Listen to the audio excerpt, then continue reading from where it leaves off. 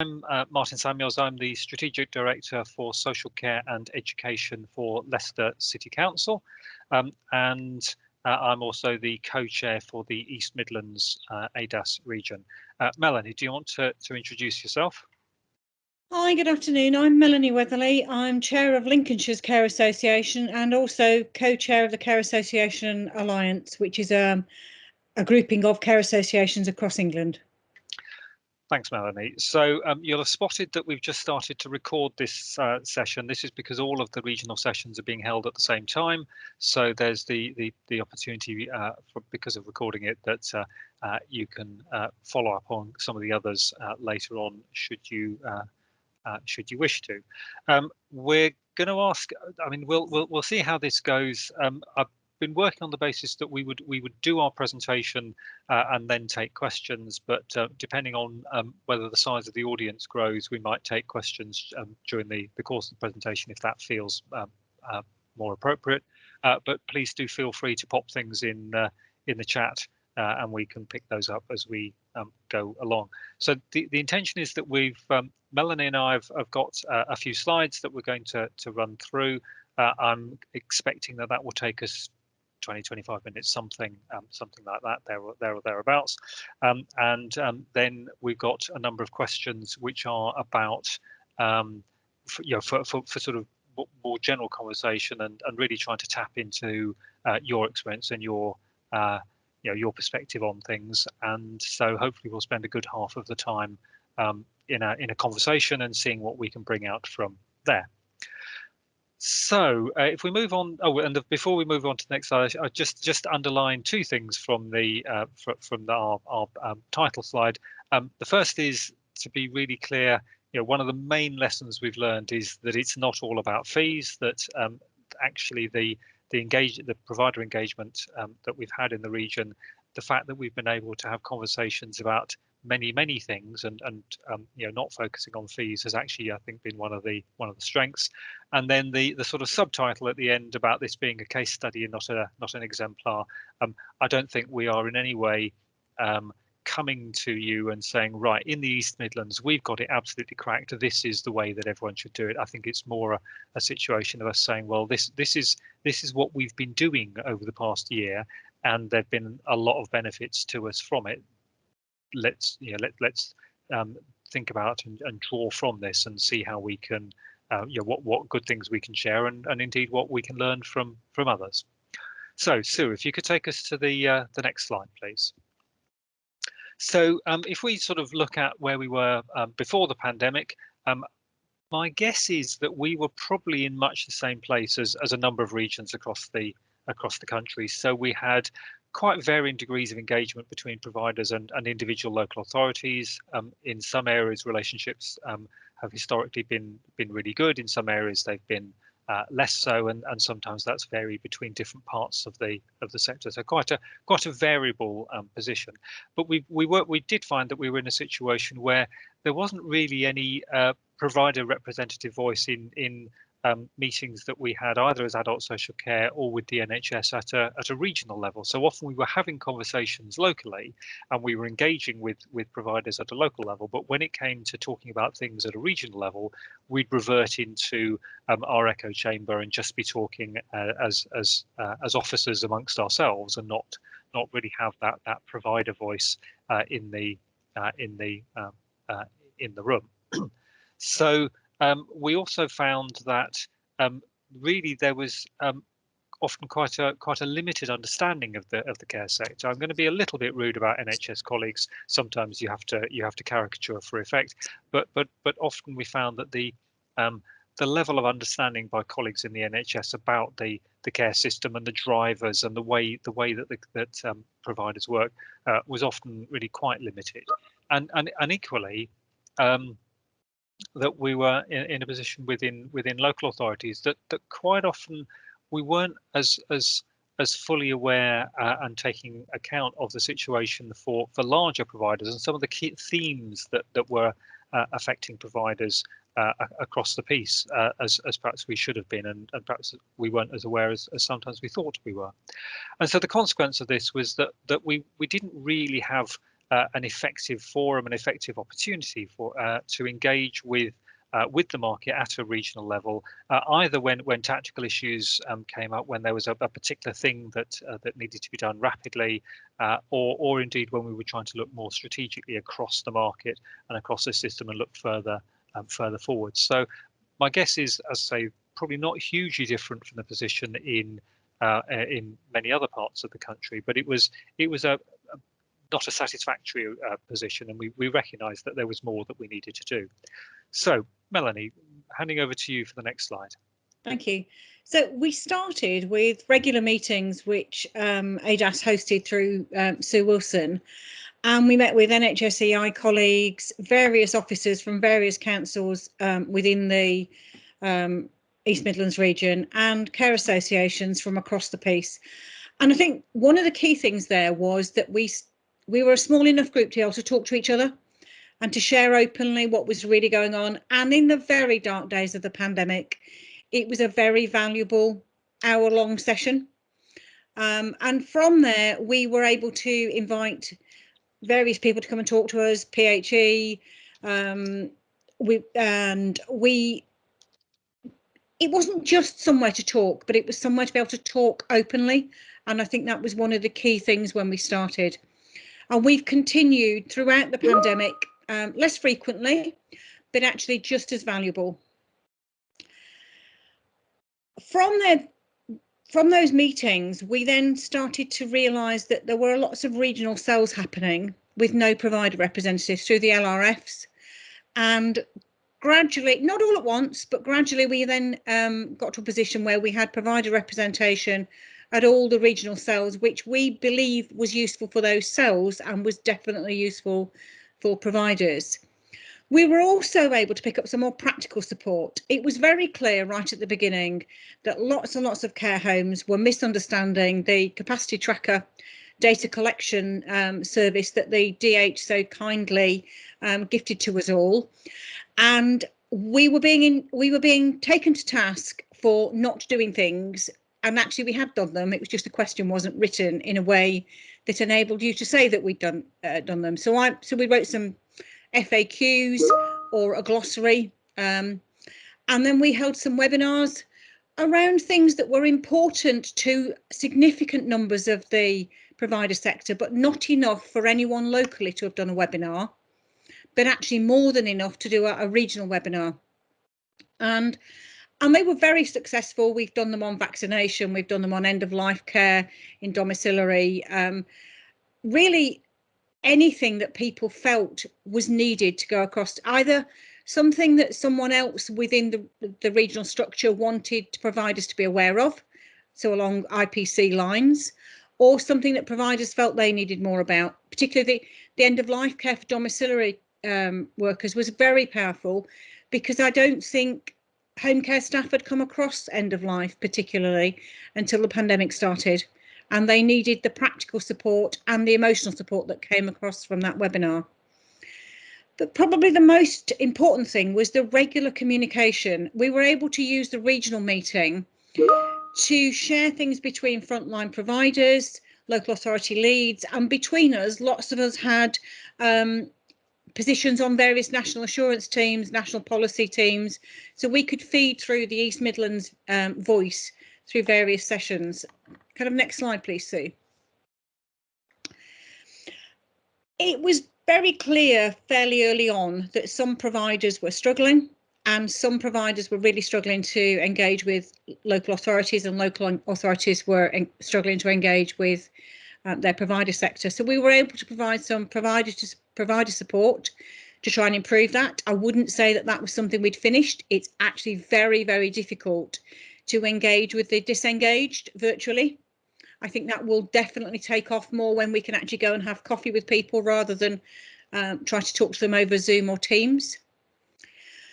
We were able to contribute to the lessons learned and the regional position statement on the impact of COVID on the care market. And again, I think it's really important for you as commissioners and DASSes to know what the market's really thinking.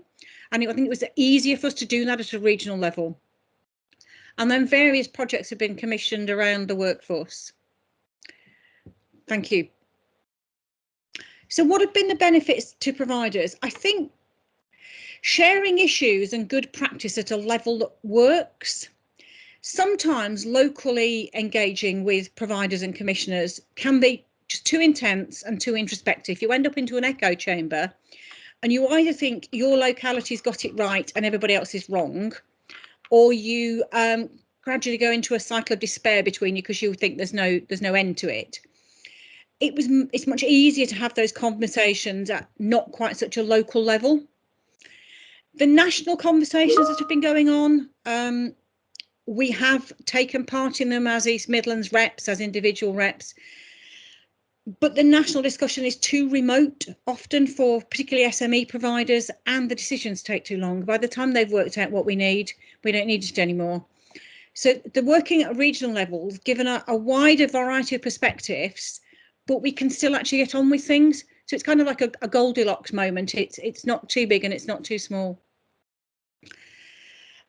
Being part of the regional structure in this way has brought the provider voice direct to those discussions. In the past, I think the provider voice has been carried by local authority representatives, some extremely ably and some perhaps with too much of a prism on the way in, if I could say that. And I think one of the other key things is that we start to be seen as somewhere to come for ideas and solutions and not just part of the problem. And that, I think, is in a lot of local authorities, that is the case anyway. We engage so well with our commissioners and our local authority colleagues that is the norm. But I don't think anybody's ever looked at that on a regional basis before. So I think that's been quite helpful so far. And I think that's going to grow. Thank you. I think it's over to Martin again now. It is, thank you. So really, the benefits for us as a region, obviously, to some extent, are the mirror of some of the benefits that Melanie has outlined for the providers. So I think we've been really conscious as a branch and as a region about how the collective voice from providers that we've gained through this regional approach has meant that those views, those perspectives have been a lot louder. It's a lot harder to not hear, and I'm deliberately not using the word ignore, but it's a lot harder to not hear the view of providers if that view is being presented by a whole group of alliances as opposed to just a few organisations. And it's interestingly also it's allowed those perspectives to come across much more clearly, because actually we've had a process whereby we've had an established arrangement. We've had the trusted conversations, the confidence in each other, that we've been able to speak frankly with each other, and therefore that's meant that the voice that's come through has ended up being a lot clearer. But also by bringing together the alliances from across the region, it's been much more comprehensive. We've not been so much at the risk of hearing the view just of this person or that person, but the fact that it is a number of alliances that have been coming together means that it is much more widely based, and it is much more firmly grounded in the views of providers across the system. The fact we've had this forum in existence on an ongoing basis has meant it's been possible for us to, sometimes when things have cropped up very quickly, that we've been able to very quickly go back to Melanie and her colleagues and say, okay, this thing has come up. What do you think about it? Let's have a sense about where we are, what the impact of this might be, what the issues might be with it.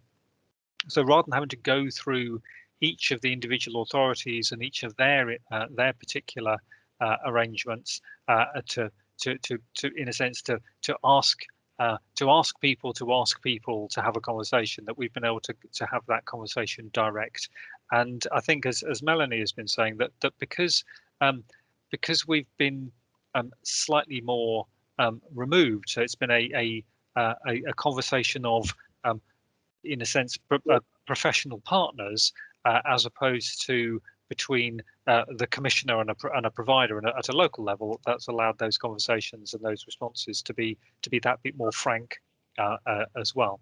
And it's also allowed us to be to reduce some of the burden on the individual local authorities, so that when there've been changes in the national policy, we've had a route that we can go straight to the provider alliances to say, well, okay, this is the latest change that we're aware of. Can you disseminate that within your own, through your own routes, rather than it necessarily having to go through local authorities, which is both can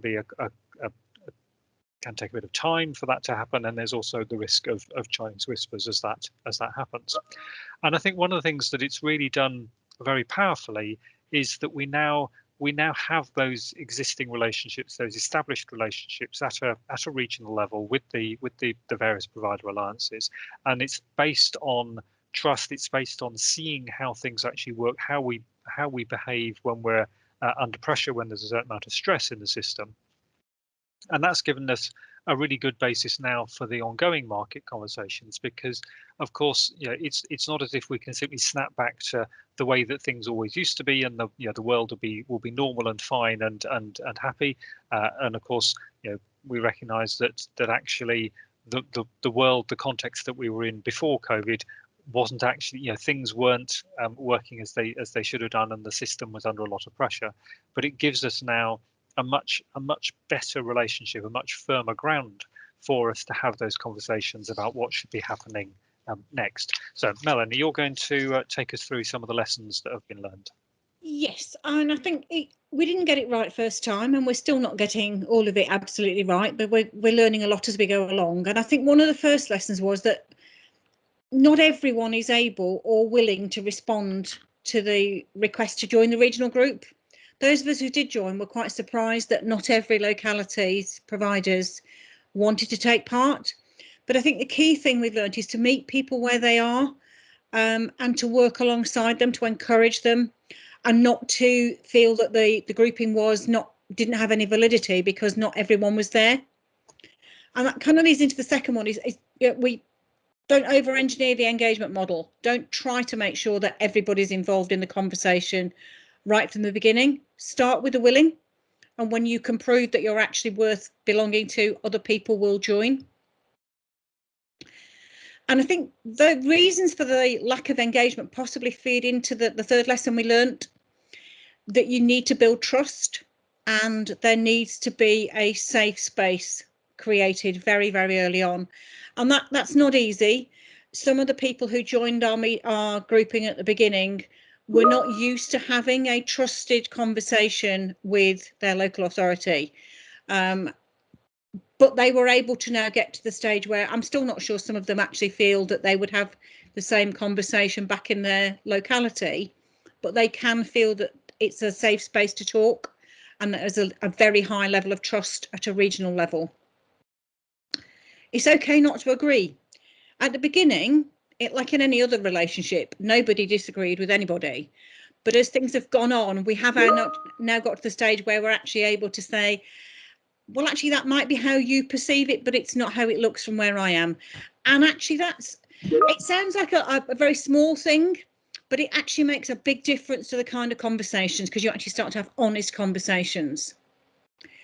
We definitely learned one of the positives was that some conversations are much easier on a regional footprint. As we kind of hinted in the title, we do not talk about fees. Fees are absolutely off the agenda. But we do sometimes talk about commissioning behaviour. And often it's easier to talk about commissioning behaviour when you're talking to someone else's commissioner, because then the conversation's not so personal. You can actually talk about the behaviour, not the individual. And we got some real successes in that, which then meant that people felt more likely to join in the conversation. The other lesson that we've learned on the provider side is providers have a responsibility to engage. We're not just suppliers, we're partners in this system. And if we want to be seen as partners, part of that change needs to perhaps come from officers and local authority colleagues, but an awful lot of it needs to come from the provider sector. And I can say that to them, but you probably can't. And we're more than happy to say to people, if you want to be taken seriously, then you have to step up to the table, and you have to say, we're not going to just sit there and whinge that the fees are not high enough. They're probably not, but that's because there's not enough money in the adult social care system. That's a given. Move on, get on with something else. So that's probably been one of the bigger lessons from the provider side, and that's something we're hoping to take out to the rest of the region. Thank you, Sue.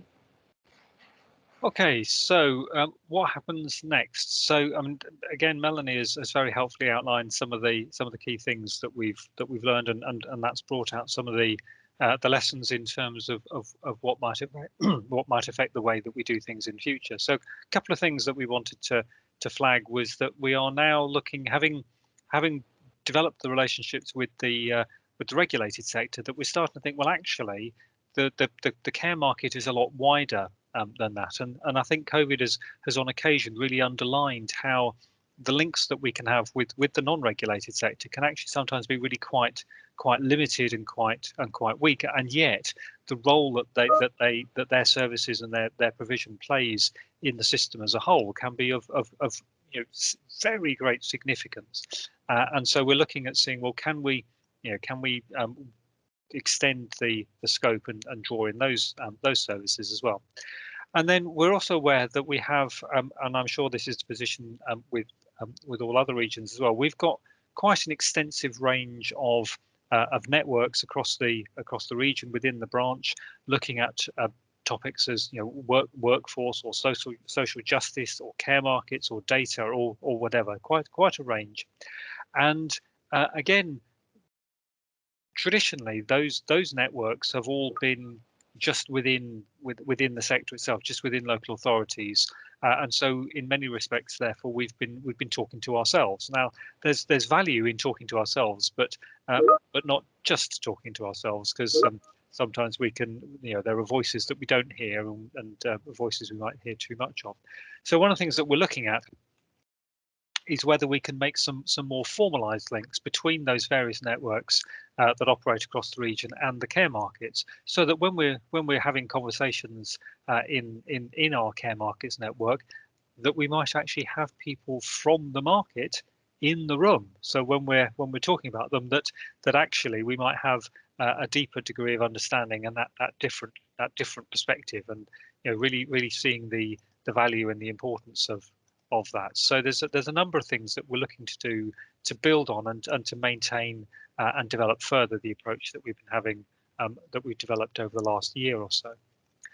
So that's the end of our sort of formal presentation. I'm going to skip the any questions slide there, but do just note the email address. If there's any issues that you'd like some further information about, then please do drop a line to to the team at the email address there. But I just want to go on to the next slide, which is the last slide, and really just to open up for us to use the second half of this session, really just for us to have a wider conversation about, well, we've outlined what we've been doing in the East Midlands, and as I say, using this as a case study rather than as an exemplar of how it should be done. And I think we'd be really interested to hear if there's experience from any other regions that we could feed into the conversation. How are people are people doing things similarly? Are people doing things differently? And thinking about, well, what's some of the lessons that could be learned? And my own sense is that often we can learn most from things that haven't gone so well. Sometimes we can learn more from those than we can from from when things have gone well.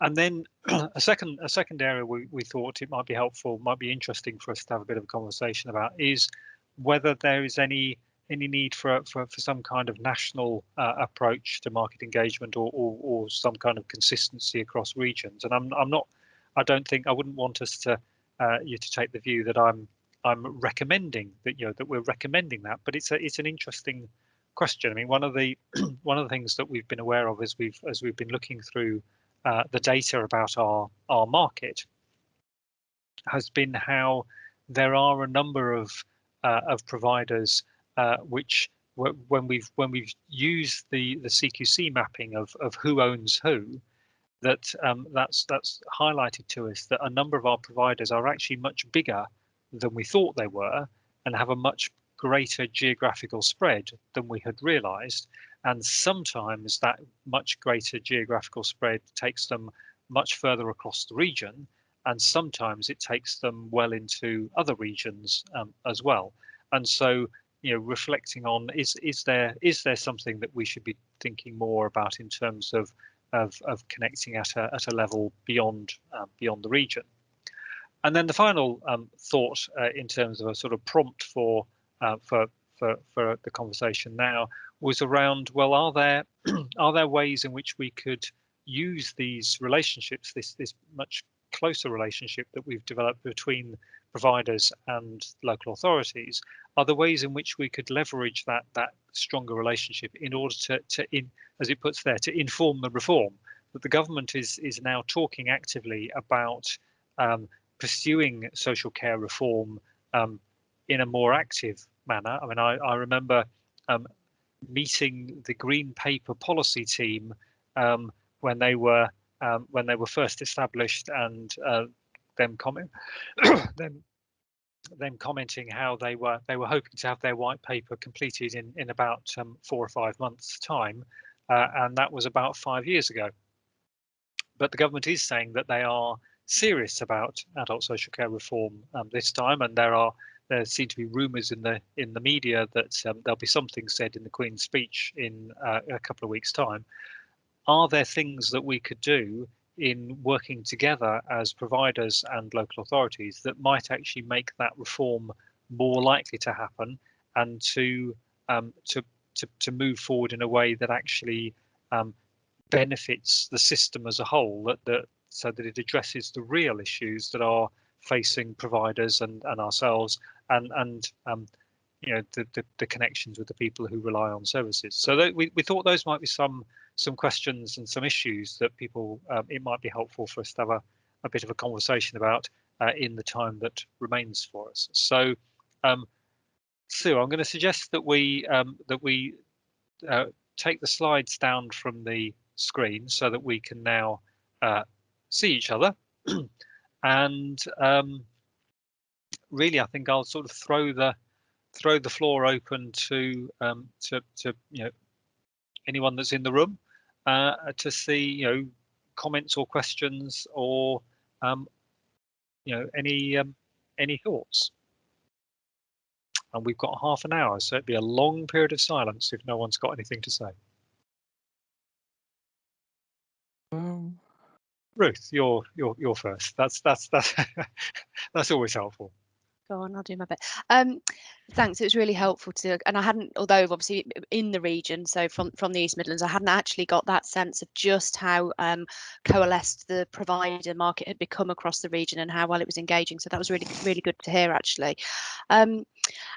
What I would say is that I definitely noticed the change in the relationship between providers in our area and us as a local authority during the COVID period, and that shift from being providers to really being partners in the delivery of care, particularly during a hugely challenging time. And so we're so keen to make sure that continues. My question really, and perhaps for Melanie, although Martin as well, was more about kind of the balance of information flow, because I'm conscious I've been in environments where we've been asked to send information to providers, and often that has come from NHS colleagues, for example. So when we've been dealing with, I don't know, peaks and troughs in hospital discharge, for example, or concerns around infection or admissions to ED. And I always do that through our contracts colleagues. And it's just that balance and your perspective on whether you think we get the amount of information that flows to providers right. Sometimes to me it feels like it might be too much and you can be overwhelmed with information, but then on other times you think, oh, has that gone out? Did the provider market have access to that information? So it feels like it's something that's quite hard to get right. So any perspectives on that would be really helpful. I think yes, sometimes it felt like we were being inundated with information, Ruth, but often some of it was really, really important. And I know more to a local level than a regional level, if a piece of information was really, really important, we as a care association made sure that we used exactly the same words as the contracting team, but we didn't deliver them at the same time. So maybe they would do the morning, we would do the afternoon, or we would do the morning, they would do the afternoon.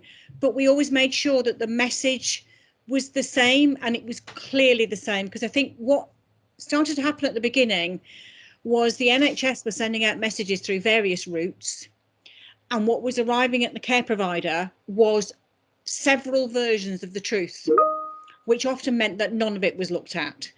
But I think, and there were other things where we said it is important, but it's not that important. So you say that bit, we'll say this bit. But where it was absolutely essential that people read things, I think it's important that the contracting team and the care association send out word perfect the same message.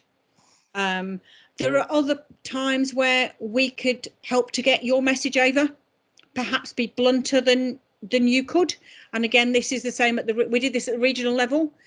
You can explain to people that it's really important that they sign the paperwork for the IPC grant, because otherwise you can't give it to us, and therefore you have to send it back, and that's not what anybody wants to do. But maybe there's a limit to how impolitely you can put that message. I can ring people and say, if you don't sign this bit of paper, we are all going to look like we don't need any more money. I really do not want Mr. Sunak to get that message. Get the bit of paper off your desk, get it signed and get it sent back. So I think, yes, communication is something that we do better together. But I do hope that we never, ever, ever have as much information as we did between May and July last year. If I can just follow that up and strongly agree with you, Melanie. I mean, I'm reminded of when before I came to Leicester, I spent a few months doing some work for ADASS nationally in terms of Brexit, and working with provider colleagues, so Vic Rayner and a number of others, producing guidance for providers around things that might happen with Brexit. And there was a constant tension where the civil servants wanted something to be comprehensive and to cover all of the issues, and the providers were saying, well, if it's more than 3 or 4 pages long, it's simply not going to get read because people don't have time. And I was really reminded that in one of the conversations at that time, that it sort of it came to me that, I mean, I've been a public servant, all of my working life, and I think the smallest organisation that I've ever worked in that whole, coming up 30 years now, has had over 1,000 staff. And I remember working in that organisation and thinking, gosh, this is really quite a small organisation. And yet, I mean, Melanie's smiling, that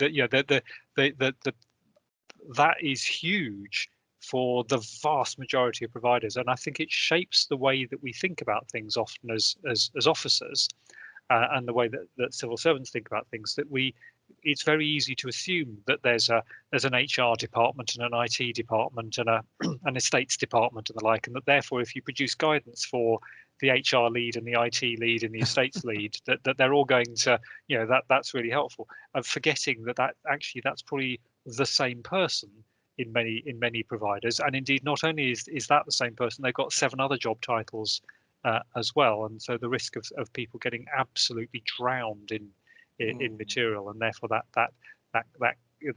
ability to distill down the message. And I think, Melanie, your point about being able to share it with a frankness that sometimes is a bit difficult for us is I think is really important.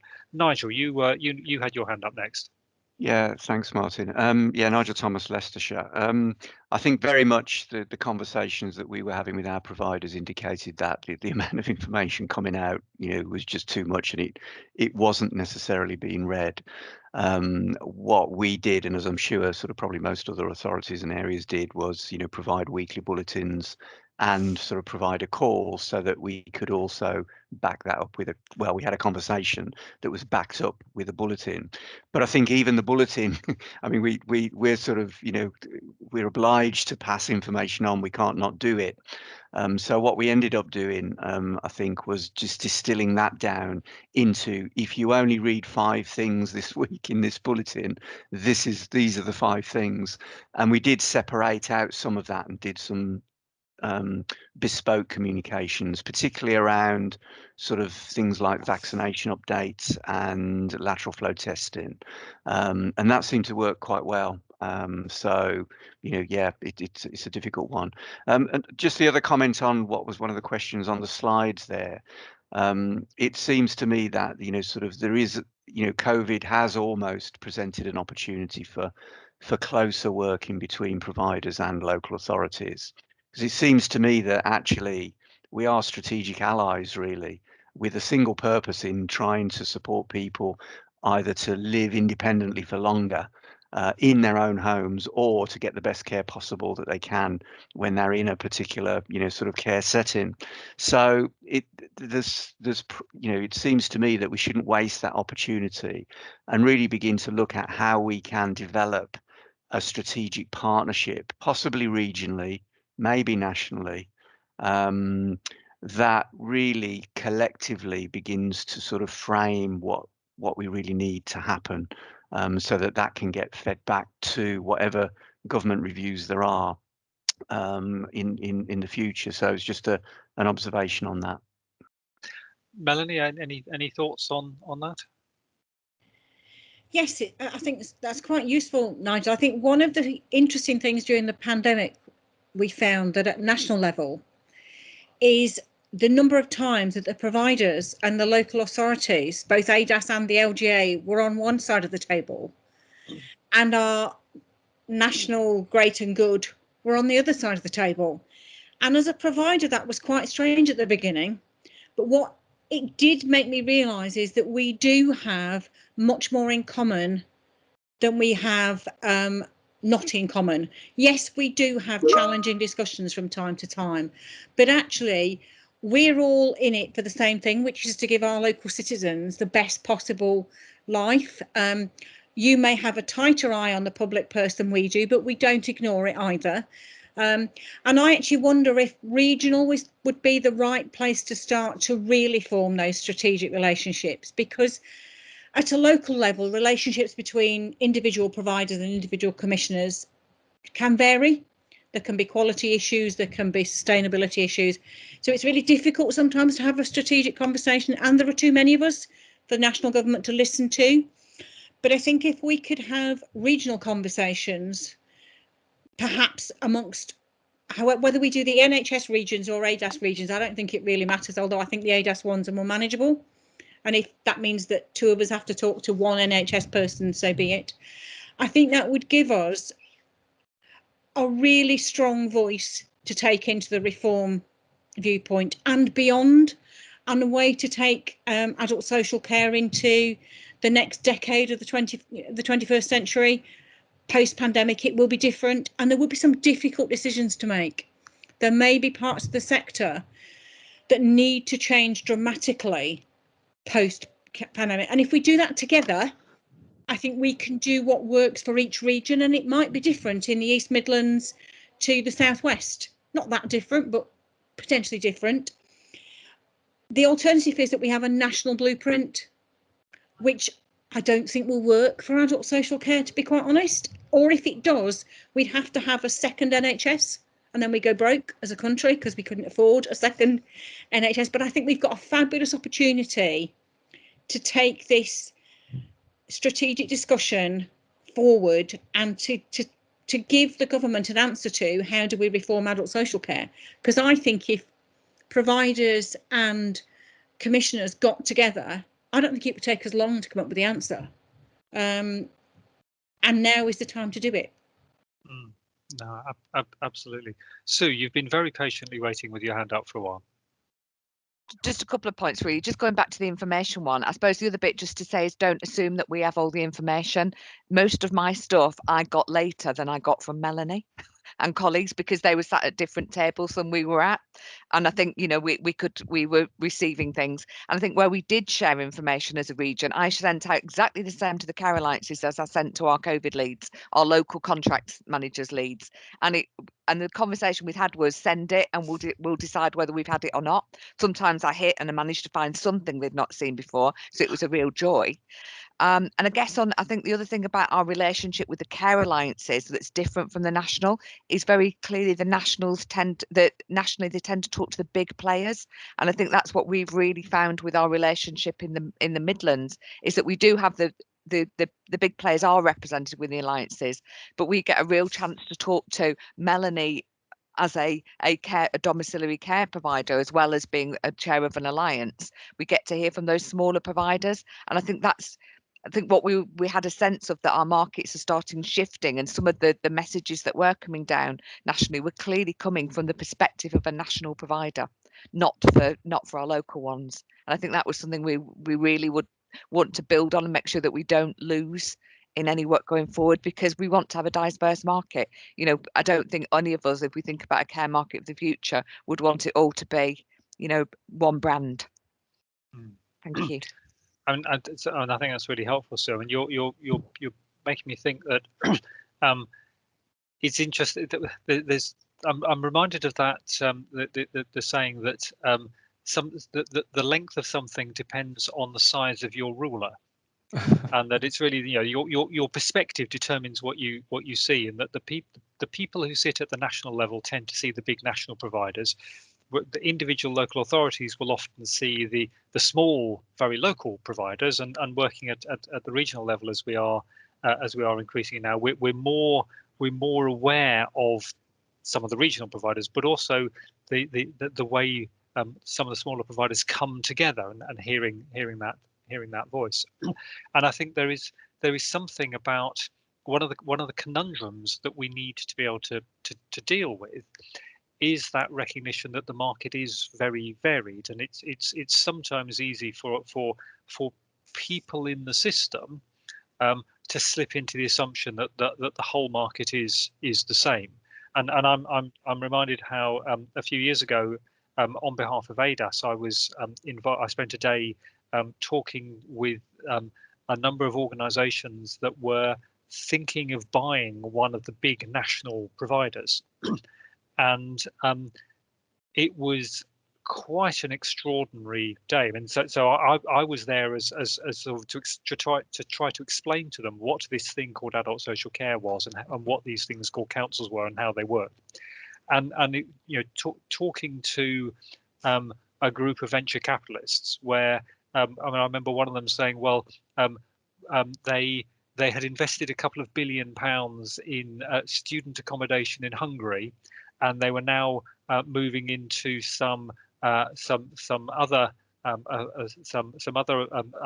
think it was social housing in the Netherlands, and they thought that now moving into buying a national care home provider in the UK, that would be that would nicely fit their portfolio. And I think it's that recognition that the nature of the market that we're dealing with is often very, very varied, and that we need to work out how to have the most effective conversations at the different levels, and that the regional level can be a really important element of that. Because one thing that stands out to me is I remember having conversations with DHSC before COVID, where they were saying, well, Scotland has a single rate for care homes, so shouldn't we have a single rate for care homes in England? And they seemed not to quite grasp that England is a little bit bigger in population terms, and perhaps a little bit more varied. I mean, than Scotland. Scotland is fairly varied as well, but I think it's that the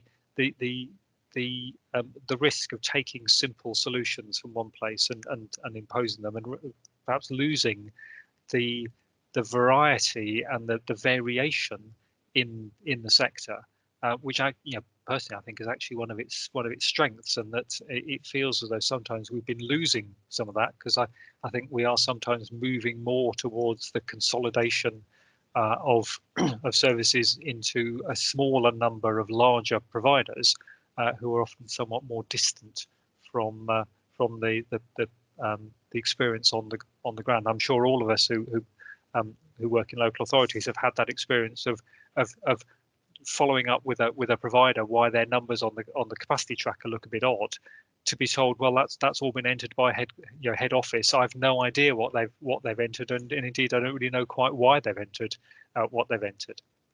So other thoughts and comments.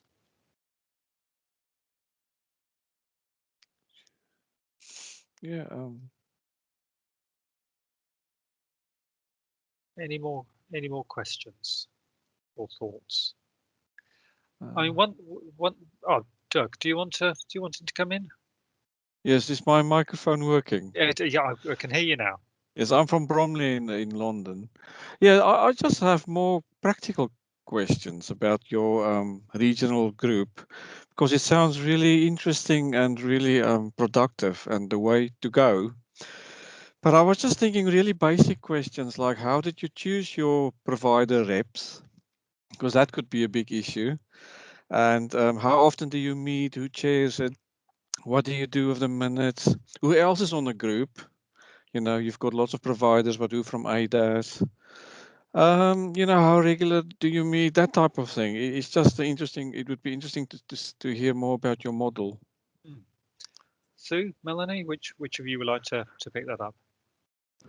Shall I pick up the provider reps? What we've done, Dirk, and I chair currently the Care Association Alliance, which is a group that came together about 5 years ago when we realised that local providers belong to local care associations, but we didn't talk to anybody else.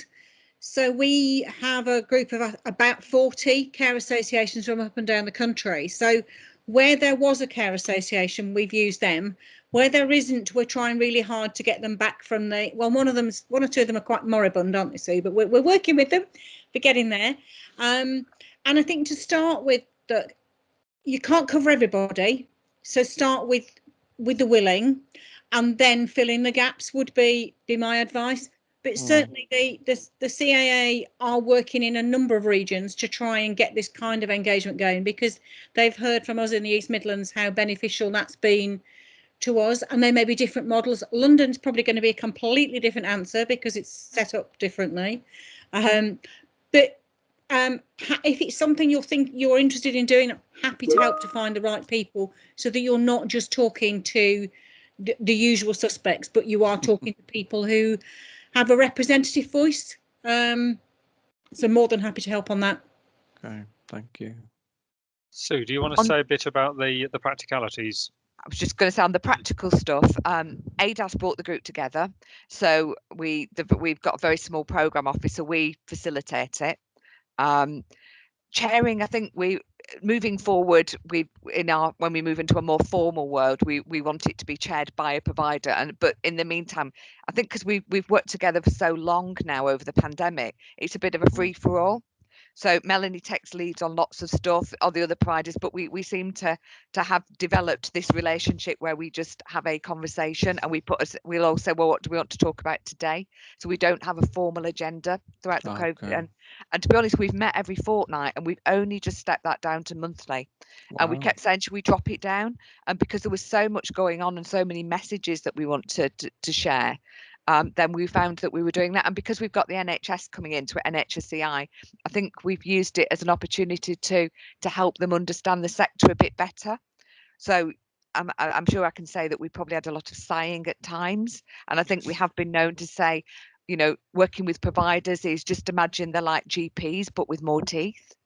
Because they really struggle to understand on how providers were working. So a lot of it has been about and trying to get them, and I think it's took a bit. So the NHSEI attends is what I'm trying to say, at a very senior level, and I think they've come consistently throughout the pandemic. So it's shown how valuable it's been to them. And actually, they've stopped just making decisions now, and they come and check, which has been really useful. We have a couple of council officers there, but they're not there representing their organisation. They're there to represent the rest of the councils. So if they pick up on a commissioning issue that the providers want some answers, but it really has been about the providers. And like I said, I've just helped facilitate. Okay. I think, Sue, that the link to the regional NHSEI was one place where we've really been able to score for both the provider and the local authorities, and most importantly, the citizens that we are serving. NHSEI, when they tried really hard to improve infection prevention and control in care homes, if I say they didn't perhaps get off on the right foot, would that be diplomatic enough? But locally, we could speak to CCG directors of nursing, but they had no power. They have to do what the regional director of nursing tells them to do. But through this group, we could speak to the regional director of nursing and explain to her quite how she had not perhaps achieved the common aim that we had. So when they were about to do the next one, before she went out to her locality dons, she came back and said, do you think this will work? And we tweaked it, and it landed a lot better. And I think that benefited all of us, because I think the local authorities often got the flack for the heavy-handed way, shall I say, that the IPC support was offered. There's no way we could have done that locally. And when I tried to raise it nationally, I was looked at like I came from Mars. How could I possibly suggest that the NHS approach to infection prevention and control might need some adjustment? But regionally, we could have the right conversation, because you were talking as equal partners, not as a supplicant, as you often are at NHSEI regional, national figures. So that's one example of where I think it really worked, and I don't think any other model would have done. And I know other areas it really didn't go down as well as ours did. I think the other bit is we have Chatham House rules. So we've said between that we have certain points, and we agree what we're going to record, what we're going to write down. We only put action points down, so we can say this. We need to have a conversation, and this is and we're very clear that this is a conversation that doesn't leave the room. So I think that's what's really helped us develop that relationship. And I think it's really helped us from an ADASS point of view, being able to support the councils in responding better. We had a couple of issues where we had a care alliance and a council that was just bashing heads all the time. And it was just, they tried so many times to get into the room, but they just weren't hearing each other. So that's something we've managed to resolve, because we were able to say, well, actually, it ain't that bad. And you're not, get over yourself now. You're following your history. Try and listen to each other. So I think, and that was, again, I was able to say that to council, but Melanie was able to say that to the Provider Alliance. So I think that's the key to it, is that trust. And sometimes, like I said, that bit about it's not always, we don't always get it right. I've taken something and I thought they'd all be fine with it, and they all went, what are you doing, what, Sue? And I was a bit, I've met you every fortnight for a year and I've got it wrong. But I think that it is to have that trust in that relationship. Okay. And I think that for me is the key word, is trust. That and it's the both the trust that we will speak frankly to each other, and the trust that that it won't be held against each people when they do speak frankly, and that it can lead to action, and and therefore the ability to say, well, we've got a local issue, but if we work between us, if we work at regional level as ADASS to support an individual council, and we work at regional level as providers to support perhaps an individual provider, that actually because we have trust in each other, that we can help facilitate and encourage people at a local level to reach an agreement where perhaps they might otherwise find it more difficult. I think you're right there, Martin, and I think that also hopefully will enable people. We can model behaviour at a regional level that we hope people will introduce at a local level. Some of us are very blessed with that kind of relationship locally already. I often feel that the officers that I work with are colleagues in the same way that the people within my own organisation are colleagues, but it's taken us a long time to get to that stage. And it is absolutely about trust, but also I think in a positive way, there are probably things that we're going to want to do differently as we reform, that an individual local authority is probably going to think, I haven't got time, I don't want to take that risk. But if we share it between us, we can do things faster, better, than we would individually. So I think with the sum of the, you know, the whole is going to be much more than the sum of the parts. So I think there's let's get over some of the negative history is one thing, but I'm also quite excited that we can do things differently. Some of the digital stuff we will deliver this time round because it's being done regionally. Whereas individual local authorities and local provider groups, it never got high enough up the agenda, to be quite honest, but it would do regionally. So I think there's a lot on both sides, but it does all revolve around trust. So I think we're coming to the end of our time. So thank you very much. I think the quality of our audience was fantastic, and that's what matters. Quantity doesn't really matter. Hope you've enjoyed it. If anybody does want to think about going forward on a regional basis, Sue's got my email address. Please let me know. We're more than happy to help. Because I think for adult social care, we are on the cusp of a very exciting future, but it will only be an exciting future if local authorities and providers grasp it with both hands. And I think we'll do a much better job if we're both holding the same target in mind, rather than trying to compete against each other.